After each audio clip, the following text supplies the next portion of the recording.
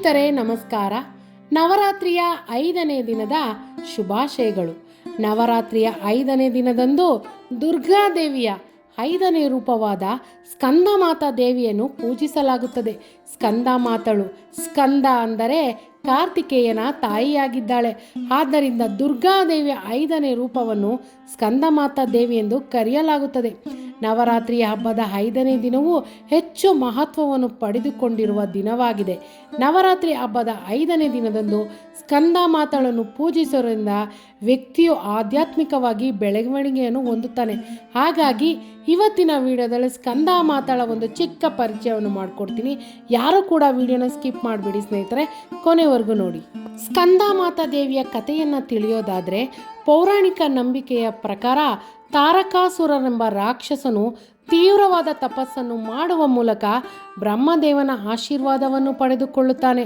ಹಾಗೂ ಬ್ರಹ್ಮದೇವನು ಪ್ರತ್ಯಕ್ಷನಾದಾಗ ಆತನಿಂದ ಅಮರತ್ವದ ವರವನ್ನು ಪಡೆದುಕೊಳ್ಳುತ್ತಾನೆ. ಆದರೂ ಬ್ರಹ್ಮದೇವರು ತಾರಕಾಸುರನನ್ನು ಕುರಿತು ಬ್ರಹ್ಮಾಂಡದಲ್ಲಿ ಸೃಷ್ಟಿಯಾದ ಪ್ರತಿಯೊಂದು ವಸ್ತು ಜೀವಿಗಳು ಒಂದಲ್ಲ ಒಂದು ನಾಶವಾಗಲೇಬೇಕೆನ್ನುವ ಕಹಿ ಸತ್ಯವನ್ನು ಹೇಳುತ್ತಾನೆ. ಆಗ ತಾರಕಾಸುರನು ಬ್ರಹ್ಮನ ಬಳಿ, ನಾನು ಸಾಯುವುದೇ ಆದರೆ ನನಗೆ ಶಿವನ ಮಗನ ಕೈಯಿಂದ ಸಾಯುವ ವರವನ್ನು ನೀಡಬೇಕೆಂದು ಬೇಡಿಕೊಳ್ಳುತ್ತಾನೆ. ಏಕೆಂದರೆ ಶಿವನು ಎಂದಿಗೂ ಮದುವೆಯಾಗುವುದಿಲ್ಲ ಎಂದು ಅವನು ಅಂದುಕೊಂಡಿರುತ್ತಾನೆ ಮತ್ತು ಅವನು ಮದುವೆಯಾದರೂ ಅವನಿಗೆ ಮಗು ಜನಿಸುವುದಿಲ್ಲ ಎಂದು ಭಾವಿಸಿರುತ್ತಾನೆ. ವರವನ್ನು ಪಡೆದ ಮೇಲೆ ತಾರಕಾಸುರನು ಜನರನ್ನು ಹಿಂಸಿಸಲು ಪ್ರಾರಂಭಿಸಿದನು ಮತ್ತು ಜನರು ಶಿವನ ಬಳಿ ಹೋಗಿ ತಾರಕಾಸುರನನ್ನು ಸಂಹಾರ ಮಾಡುವಂತೆ ಪ್ರಾರ್ಥಿಸುತ್ತಾರೆ. ನಂತರ ಶಿವ ಪಾರ್ವತಿಯನ್ನು ವಿವಾಹವಾಗುವುದರ ಮೂಲಕ ಕಾರ್ತಿಕೇಯ ಎಂಬ ಗಂಡು ಮಗುವಿಗೆ ತಂದೆ ತಾಯಿಗಳಾಗುತ್ತಾರೆ. ಕಾರ್ತಿಕೇಯ ಬೆಳೆದಾಗ ಅವನು ರಾಕ್ಷಸ ತಾರಕಾಸುರನನ್ನು ಕೊಂದು, ಈಕೆ ಸ್ಕಂದನ ತಾಯಿಯಾದ್ದರಿಂದ ಕಾರ್ತಿಕೇಯ ಅವಳನ್ನು ಸ್ಕಂದಮಾತೆ ಎಂದು ಕರೆದನು. ಅಂದಿನಿಂದ ಪ್ರತಿ ನವರಾತ್ರಿಯಲ್ಲೂ ದುರ್ಗಾದೇವಿಯ ಸ್ಕಂದ ರೂಪವನ್ನು ಪೂಜಿಸಲಾಗುತ್ತದೆ.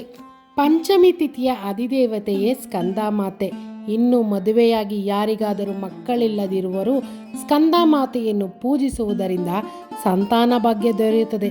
ಜೊತೆಗೆ ಸ್ಕಂದಮಾತಾ ದೇವಿಯನ್ನು ಆರಾಧಿಸುವುದರಿಂದ ನಮ್ಮ ಜೀವನದಲ್ಲಿರುವ ಕಷ್ಟ ಕಾರ್ಪಣ್ಯಗಳು ದೂರವಾಗುತ್ತದೆ. ಜೊತೆಗೆ ಧನದ ಲಾಭವನ್ನು ಸೃಷ್ಟಿಸುತ್ತಾಳೆ. ಹಾಗಾಗಿ ನವರಾತ್ರಿಯ ಈ 5ನೇ ದಿನದಂದು ಸ್ಕಂದಮಾತಾ ದೇವಿಯನ್ನು ಪೂಜಿಸಿ ಆರಾಧಿಸಿ ಅವಳ ಕೃಪೆಗೆ ನಾವೆಲ್ಲರೂ ಕೂಡ ಪಾತ್ರರಾಗೋಣ ಸ್ನೇಹಿತರೆ. ಈ ವಿಡಿಯೋ ಇಷ್ಟ ಆಗಿದೆ ದಯವಿಟ್ಟು ಒಂದು ಲೈಕ್ ಮಾಡಿ. ಇನ್ನೂ ಯಾರಾದರೂ ನನ್ನ ಚಾನಲ್ ಸಬ್ಸ್ಕ್ರೈಬ್ ಮಾಡಿಲ್ಲ ಅಂದರೆ ದಯವಿಟ್ಟು ಸಬ್ಸ್ಕ್ರೈಬ್ ಮಾಡಿ. ನವರಾತ್ರಿಯ 9 ದಿನಗಳು ಕೂಡ 9 ದೇವಿಯರ ಒಂದು ಚಿಕ್ಕ ಪರಿಚಯನ ಮಾಡುವಂಥ ಪ್ರಯತ್ನದಲ್ಲಿದ್ದೇನೆ. ಹಾಗಾಗಿ ನಿಮ್ಮೆಲ್ಲರ ಬೆಂಬಲ ನನ್ನ ಮೇಲಿರಲಿ ಅಂತ ಆಶಿಸುತ್ತೇನೆ ಸ್ನೇಹಿತರೆ. ನಮಸ್ಕಾರಗಳು.